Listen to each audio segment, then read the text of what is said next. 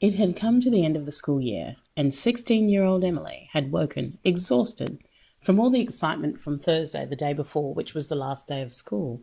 She had organised with her friends to meet for lunch today, which was even more exciting because it was done without any parental involvement.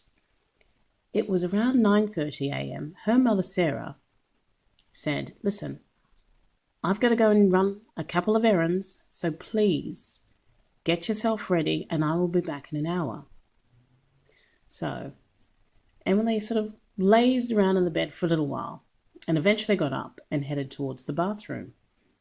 Now, as she took a couple of steps into the bathroom, she faintly heard sounds of heeled boots, which she initially thought was her mum coming from the living room. Some 3 to 4 minutes later, she heard the footsteps again. Now, but this time, they were coming down the hallway towards the bathroom. She again thought it was her mum, but then Emily remembered hearing the car drive off into the distance and did not remember hearing it return.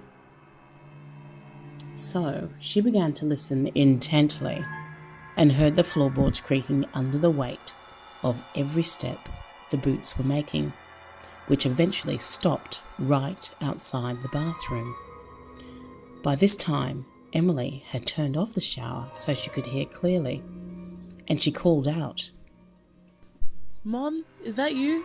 With no reply, the 16-year-old became even more nervous and proceeded to step out of the shower and walk towards the bathroom door, expecting to hear her mother's voice at any moment. And she called out again. "Mom, haven't you left yet?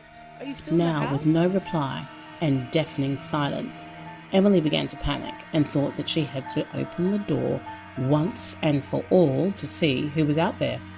So she grabbed the handle of the bifold door and pulled it aside sharply, only to find nobody there. So she crept around the house, sopping wet, and again she found absolutely nobody in any of the rooms. And she knew she was alone. But by this time she'd had enough, and she called her mother on a mobile phone, to only find that she was some 20 minutes away from the house, and it couldn't have been her. So Emily could not shake the feeling of being watched. So she quickly headed to her bedroom and got dressed. And whilst in there, she decided she'd had enough and she wanted to go outside, wait for her mum to return, which was some 30 minutes later. When her mother arrived, Emily barely gave her any time to enter the driveway with the car.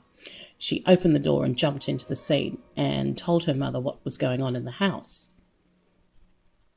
Now, Sarah, knowing that Emily was not one to make up stories and could genuinely see the fear in her eyes, she decided not to go inside, but to take Emily directly to her lunch with her friends and deal with the matter later when she got back home alone. As this was not the first time that boots have been heard walking through the house.